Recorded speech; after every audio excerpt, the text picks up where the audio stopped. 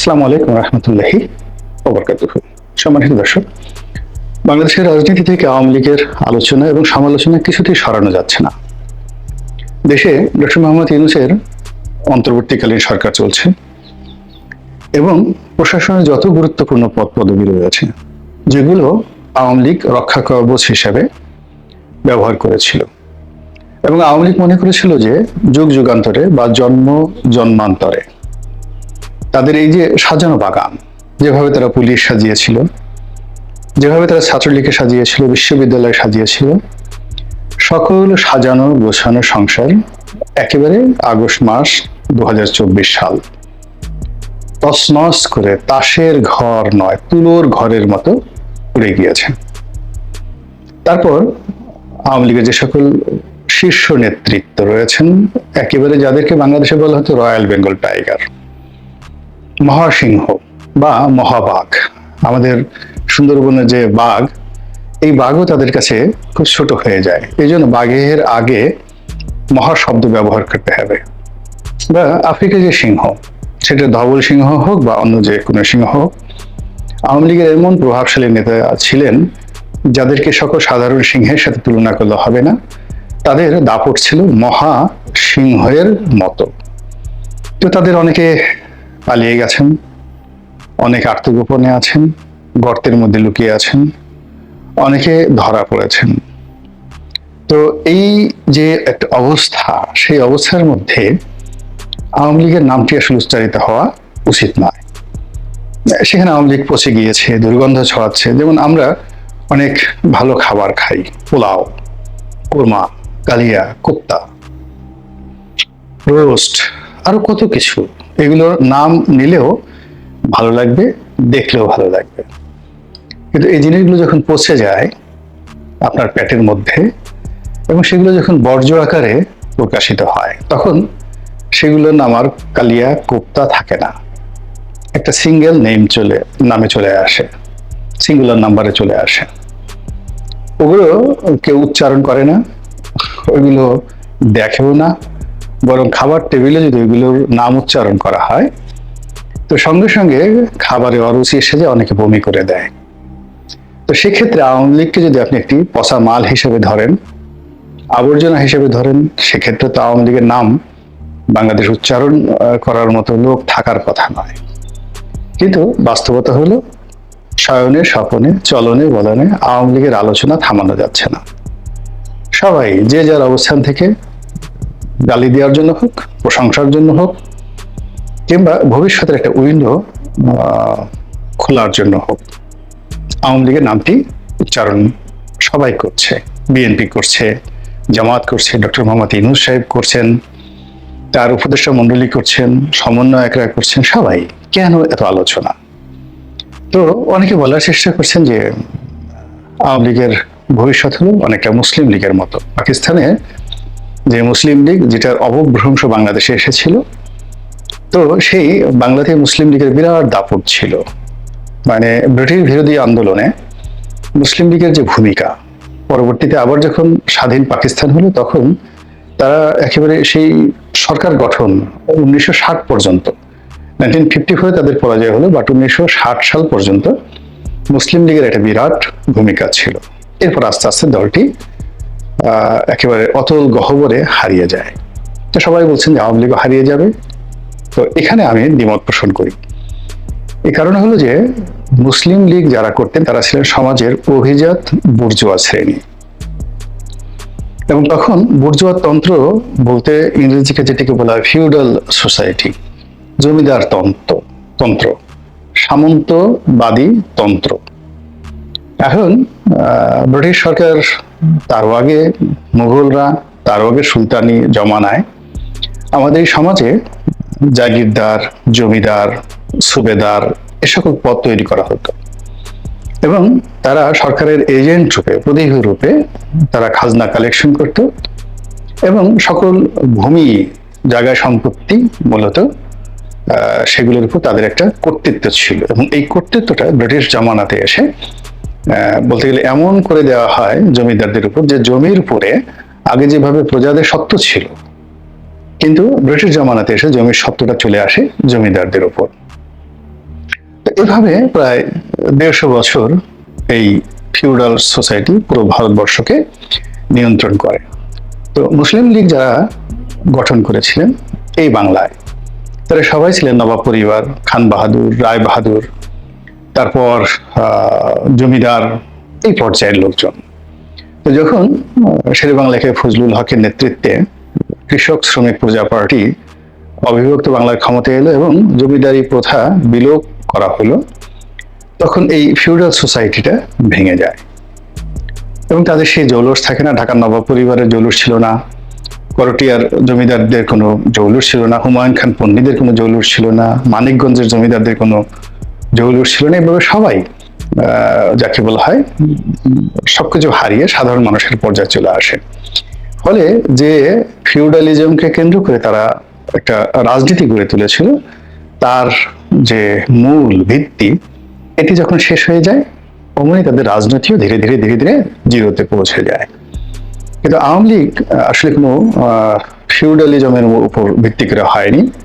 আওয়ামী লীগ হয়েছিল ফিউডালিজমের একেবারে বিপরীত, সাধারণ মানুষকে কেন্দ্র করে রাজনীতি, অসহায় দরিদ্র শ্রেণীর মানুষকে নিয়ে। তো বিএনপি বা অন্য যে দলগুলো, বা বিএনপি বিশেষ করে, তারা আওয়ামী লীগের বাইরে গিয়ে মধ্যবিত্ত, উচ্চ মধ্যবিত্ত, শিক্ষিত, সম্ভ্রান্ত অনেকটা মুসলিম লীগ ধাঁচের যে বাংলাদেশের সংস্করণ, সেটি তারা করেছে। কিন্তু আওয়ামী লীগ কিন্তু তার এই আগের জায়গাতে একেবারে সেই প্রান্তিক জনগোষ্ঠীর যে রাজনীতি, সেই রাজনীতি নিয়ে আছে। আওয়ামী লীগের অনেক লোক প্রান্তিক জনগোষ্ঠী থেকে এসে আবার ফিউডাল হওয়ার চেষ্টা করে, বাগান বাড়ি করার চেষ্টা করে, জমিদার হওয়ার চেষ্টা করে, এসব করে বিভিন্ন সময় আওয়ামী লীগকে বিপদে ফেলেছে এবং একটা সময় আওয়ামী লীগ আবার বিপদে পড়ে সেই সাধারণ মানুষের কাছে যেতে বাধ্য হয়েছে। তো সেদিক থেকে আওয়ামী লীগের যদি পতন হয় বা আওয়ামী লীগ যদি ইতিহাস থেকে মুছে যায়, সেটি অন্য কারণে যাবে বা আরো অনেক পরিস্থিতি, প্রেক্ষাপট তাকে মোকাবেলা করতে হবে। কিন্তু মুসলিম লীগের মতো করে আওয়ামী লীগের পতন হবে না। এর কারণ হলো আওয়ামী লীগের যে চিন্তাধারা, তার যে ফান্ডামেন্টাল স্ট্রাকচার এবং তার যে যোগসূত্র, রাজনীতির যে যোগসূত্র, এটির সঙ্গে মুসলিম লীগের রাজনীতির কোনো যোগসূত্র নেই। এই গেল এক। 2 নম্বর হলো যে সময় পাল্টে গেছে, আর এই সময়টাতে আওয়ামী লীগ যে চিন্তা চেতনা, ধ্যান ধারণা পোষণ করে, যেমন ধরুন রিক্সাওয়ালা, ঠেলাওয়ালা, মুসি, খেটে খাওয়া মেহনতি মানুষ, কৃষক, শ্রমিক, এই জায়গাগুলোতে আওয়ামী লীগের যে স্লোগান, আওয়ামী লীগের রাজনৈতিক যে মতাদর্শ, এটি যত দ্রুত জনপ্রিয়তা পেয়ে যায় বা এখানে তাদের যে সমর্থক রয়েছে, এটি অন্য কোনো রাজনৈতিক দল অর্জন করতে পারবে না সহসা। গত সেই আওয়ামী লীগ প্রতিষ্ঠার পর থেকে অনেকে চেষ্টা করেছেন, কিন্তু হয়নি, শ্রমিকদের স্বার্থ রক্ষা থেকে শুরু করে আরো অনেক কিছু। দ্বিতীয়ত হলো যে সমাজে যত বৈষম্য বাড়ছে, সঙ্গে সঙ্গে কিছু মানুষের অর্থ হচ্ছে আমেরিকার মতো, জার্মানির মতো, কিন্তু আবার আফ্রিকার দরিদ্র মানুষের মতো মেহনতি মানুষের সংখ্যা বাড়ছে। তো সেই দিক থেকে আওয়ামী লীগের যে কর্মী এবং সমর্থক, তাদের সংখ্যাও বেড়ে যাচ্ছে এবং বেড়ে যাবে। শুধু দরকার হলো এদেরকে অর্গানাইজ করার জন্য একটা নতুন নেতৃত্ব। এবং যেহেতু তারা ক্লাসিফাইড রাজনীতি করে, নট ইউনিফাইড, একটা নির্দিষ্ট শ্রেণী গোত্রকে তারা রিপ্রেজেন্ট করে, ইউনিফাইড না, বরং বিএনপি অনেকটা ইউনিফাইড, সার্বজনীন রাজনীতি, জামাত কিন্তু ক্লাসিফাইড। তো তারপরে যাকে বলা হয় আমাদের যে কমিউনিস্ট পার্টিগুলো রয়েছে, তারাও ক্লাসিফাইড। আওয়ামী লীগ এরকম একটা ক্লাসিফাইড রাজনৈতিক দল। তো তার ক্লাসটা যতদিন না পর্যন্ত বিলীন হয়ে যাবে, ততদিন পর্যন্ত এদের রাজনীতি বিলীন হবে না। শ্রমিক যতদিন আছে, তারপরে খেটে খাওয়া মেহনতি মানুষ যতদিন আসে, কৃষক যতদিন আছে, তারপর পানি যতদিন আছে, নৌকা যতদিন আছে, জেলে যতদিন আছে, মাছ যতদিন আছে, ততদিন পর্যন্ত আওয়ামী লীগের যে রাজনৈতিক কৃষ্টি এবং কালচারগুলো তারা বলে আসছে, যেমন লগি, বৈঠা, নৌকা, মানে এগুলো হয়তো এখন নৌকা ওইভাবে চলে না, ইঞ্জিন চালিত বোট চলে, কিন্তু নৌকা যখনই আসে সঙ্গে সঙ্গে নদী আছে, নদী যখনই আসবে আওয়ামী লীগের নাম চলে আসবে। আবার সেখানে মেহনতি মানুষদের যে প্রতিচ্ছবি, সেই প্রতিচ্ছবি, যেমন বিএনপির ধান, এখন ধান যখন আসে তখন এখানে একটা ফিউডাল সোসাইটি চলে আসবে। ধানের মালিক কে? এখানে ধানের মালিক কৃষক সাধারণত হয় না, কৃষক মেহনত করে, চাষাবাদ করে, যারা আওয়ামী লীগ। আর ধান সে কৃষকের কাছ থেকে যারা কিনে নেয়, ফড়িয়া জমা করে, আড়তদার, ব্যবসা করে, চালকল মালিক, আবার চালকল মালিকদেরকে যারা নিয়ন্ত্রণ করে, তারা সমাজের বিশাল কিছু। তো কাজেই তাদের যে ধান, এই ধানটি মূলত ফিউডাল সোসাইটির একটা বৈশিষ্ট্য। এই জিনিসগুলো বুঝতে হবে। তো এইভাবে আওয়ামী লীগ যে তার রাজনীতি, সেই রাজনীতিতে এখন অন্যায় হয়েছে, ভুল হয়েছে, গুনাহ হয়েছে, পাপ হয়েছে, এই সবগুলো মুছে যাবে। এর কারণ হলো গরিব মানুষ বেশি দিন এগুলো মনে রাখে না। আর ধনী যারা আছে তারা, গরিব মানুষ যখন সামনে চলে আসে তখন ধনীরা খুব ভয় পেয়ে যায়। নর্মালি ধনীরা সবসময় শাসন করে গরিবদেরকে, কিন্তু গরিবরা যদি একবার সামনে চলে আসে ধনীরা মুহূর্তের মধ্যে ভয় পেয়ে যায়। তো সেই দিক থেকে আওয়ামী লীগের রাজনীতি মুসলিম লীগের মতো হবে না। আর যেহেতু সমাজের যে বৈষম্য এটা দূর হচ্ছে না, রাজনীতিটা সার্বজনীন করা যাচ্ছে না, কাজেই ওই যে আমরা গ্রিক সাহিত্যে বা গ্রিক উপকথাতে বা গ্রিক ম্যাথোলজি যেটাকে বলি, সেখানে ফিনিক্স পাখির যে গল্প, সে বারবার জন্ম নেয়, পুনর্জন্ম নেয়, পুনর্বার মহাশক্তি নিয়ে ফিরে আসে। তো এরকম আওয়ামী লীগ আবারও সেই ফিনিক্স পাখির মতন ফিরে আসবে। এটা আমার কথা নয়, এটা বাংলাদেশে যারা রাজনীতি করেন তারা সবাই বুঝেন। ফলে দেখুন 5 তারিখের পতনের পর, অর্থাৎ আগস্ট মাসের 5 তারিখের আওয়ামী লীগের পতনের পর সবাই আগস্টে যেভাবে কথা বলেছে, সেপ্টেম্বর মাসে এসে তাদের কথার তেজ ধাস কমে গেছে।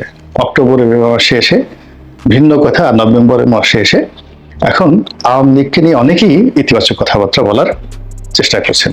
জনতার যে আন্দোলন, এই আন্দোলন যারা সমন্বয় করেছেন এবং এই আন্দোলনের যারা নেতা, তারা ইতিমধ্যেই সমন্বয়ক রূপে পরিচিতি পেয়েছেন।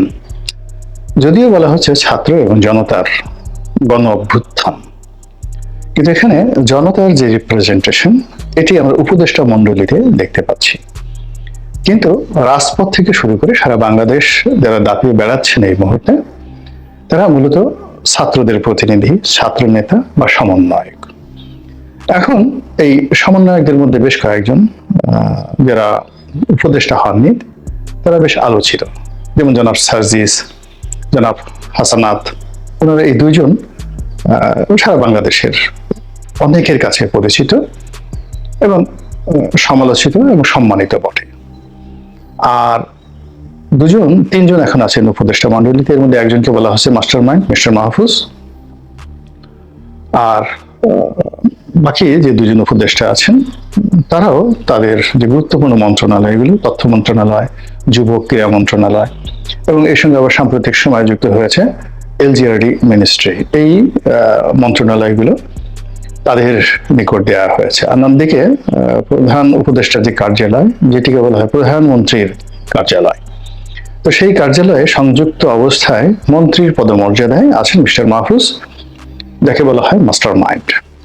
তো এই যে মিস্টার মাহফুজকে এখন যেভাবে ক্ষমতায়ন করা হয়েছে, এটা অনেকটা ইলন মাস্ককে নিয়ে যেভাবে মিস্টার ডোনাল্ড ট্রাম্প ভবিষ্যতে প্ল্যান করছেন, অর্থাৎ একটা উচ্চ ক্ষমতা সম্পন্ন কমিটি তিনি ফর্ম করেছেন হোয়াইট হাউস কেন্দ্রিক, যেখানে মিস্টার ইলন মাস্ক থাকবেন এবং তিনি এই সরকারের যাবতীয় কর্ম রিপ্রেজেন্ট করতে পারবেন এবং যে কোনো বিষয়ে সুপারিশ করতে পারবেন এবং যে কোনো বিষয়ে তদারক করতে পারবেন, unlimited, just like a president.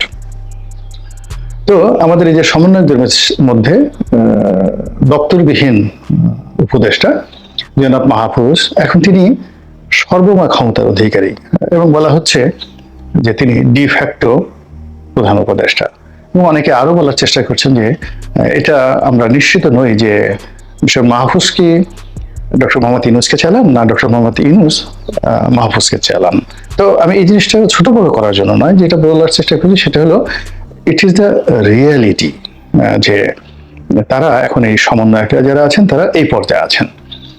তো এই সমন্বয়কদেরকে নিয়ে সমালোচনা হলো, এত অল্প বয়সে তারা মন্ত্রী হয়ে গেলেন, এটা কোনো কথার কথা, মানে এটা যাকে বলে, এটা কোনো যাকে বলা হয় বাস্তব ভিত্তিও নাই। বিকজ তারা যারা আছেন সবার বয়সী 25 বছরের ঊর্ধ্বে।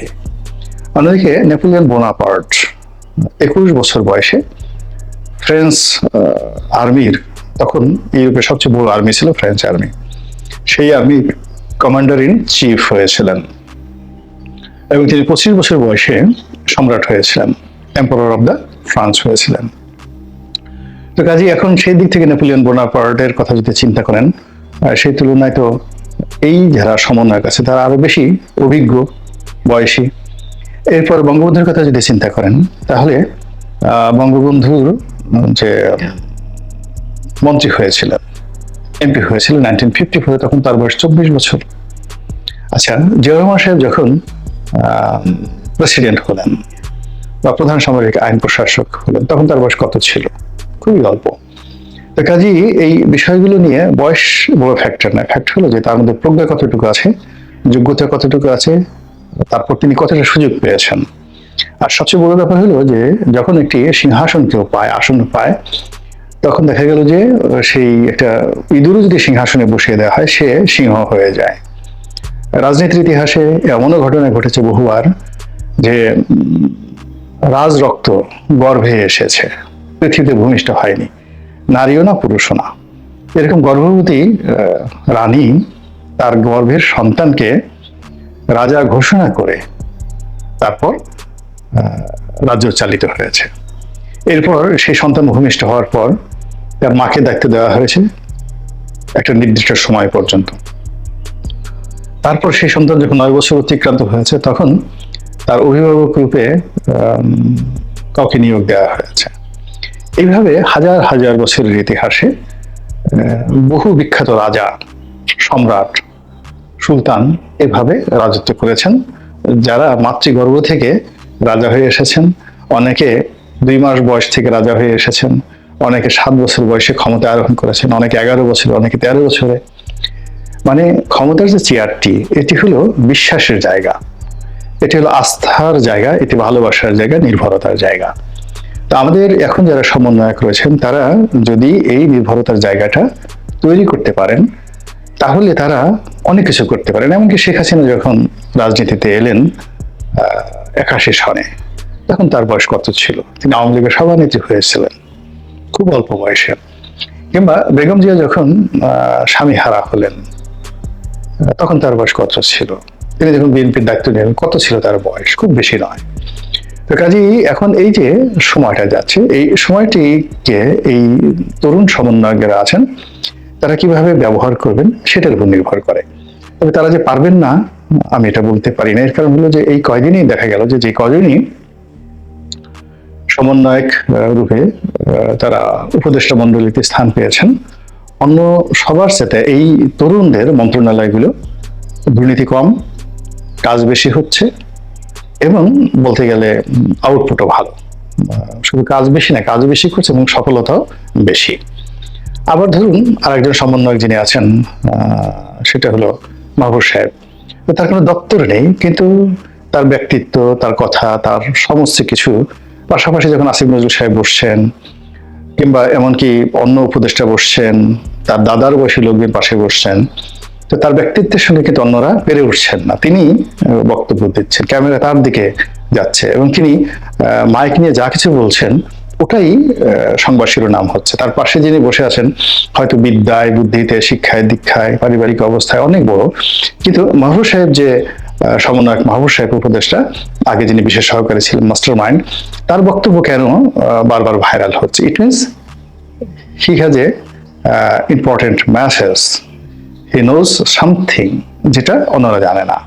তো এই জিনিসগুলো করছে। এর বাইরে যারা আছেন, যেমন সার্জিস সাহেব আছেন, হাসান সাহেব আছেন, দুজন সমন্বয়ক, জেনারেল। উনি একজন পাঞ্জাবি পরেন, আর একজন টি শার্ট পরে সারাক্ষণ ঘোরাফেরা করেন, জিন্স প্যান্ট পরেন, রিক্সায় চড়ে ঘোরাফেরা করেন।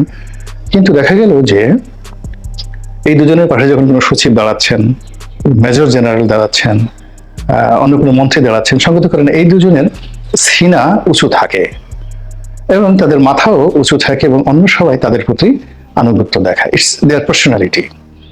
আমরা কেবলমাত্র দেখলাম যে ক্যান্টনমেন্টে যখন এই সেনা সদরে যখন হলো, এবছর একটা অনুষ্ঠান হলো, সশস্ত্র বাহিনী দিবস, এবং এখানে যখন বেগম জিয়া গেলেন, এই সময়টিতেই সার্জিস সাহেব বা হাসনাত সাহেব তাদেরকে দেখলাম যে মাথাটা নিচু করে বেগম জিয়ার সঙ্গে ভদ্রতা প্রদর্শন করছেন। কিন্তু এর আগ পর্যন্ত তারা অনেকটা রাষ্ট্রনায়কের মতো, তারা কিন্তু সিনা উঁচু করেই চলেছেন এবং বাকি সবাই, কেউ তাদের কাছে সাহায্যের জন্য গিয়েছেন, বা তারা কাউকে কোনো কমান্ড দিতে গিয়েছেন, তারা সিনা উঁচু করে চলেছেন।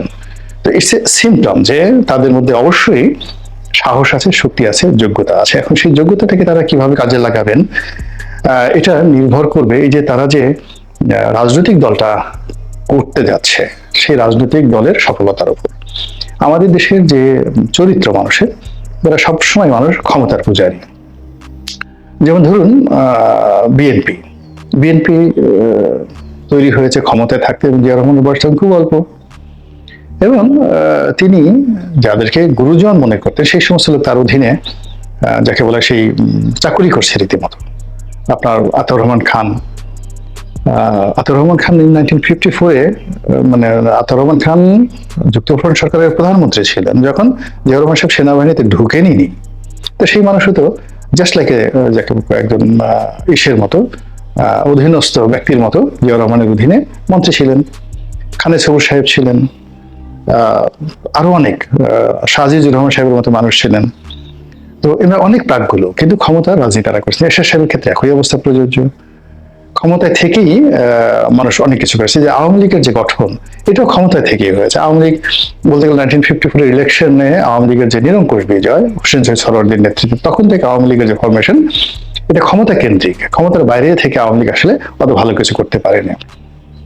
তো সেক্ষেত্রে এই যে সমন্বয়ক যারা আছেন, তারা যদি আরো 2-4 বছর ক্ষমতায় থাকেন এই সরকার, এবং এই সরকার যদি তাদেরকে পেট্রন করেন, তাহলে দেখা গেল এই সমন্বয়কদের পেছনে থেকে বাংলাদেশের অনেক শীর্ষ নেতৃত্ব, বিএনপি এবং আওয়ামী লীগের অনেক শীর্ষ নেতৃত্ব, এদের এই সমন্বয়কদের শিষ্যত্ব বরণ করার জন্য এদের পিছনে ঘুরে বেড়াবে। অতীতে যেভাবে হয়েছে, বাকশালে ঢোকার জন্য লোকের অভাব হয়নি, জিয়া রহমান সাহেবের দলে ঢোকার জন্য লোকের অভাব হয়নি, এরশাদ সাহেবের দলে ঢোকার জন্য কোনো জ্ঞানী গুণীর অভাব হয়নি। কবি, সাহিত্যিক, নারী, আবাল বৃদ্ধ বনিতা সবাই জাতীয় পার্টি হয়ে গিয়েছিল।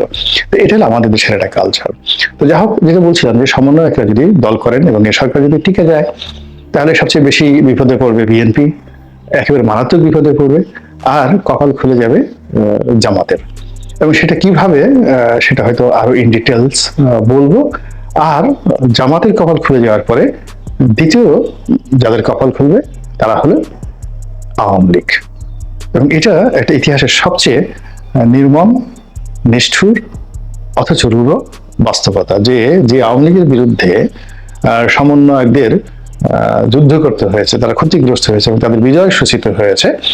এই সমন্বয়কদের বিজয়ে আবার দেখা গেল আওয়ামী লীগ সবচেয়ে বেশি বেনিফিট হয়ে যাবে। এই যে হিস্ট্রি, ইতিহাস যে বারবার এই ঘটনা ঘটায় এবং সারা দুনিয়াতে অনাদিকাল থেকে, এই বাংলাদেশে সেই ঘটনা যদি আগামীতে ঘটে, খুব বেশি আশ্চর্য অনেকেই হবেন, কিন্তু আমি হব না, বিকজ আমি ইতিহাসের এই পাঠগুলো বহুবার পড়ে এসেছি। আল্লাহ আমাদের সবাইকে হেদায়েত দান করুন এবং হেফাজত করুন। আসসালামু আলাইকুম ওয়া রাহমাতুল্লাহি ওয়া বারাকাতুহু।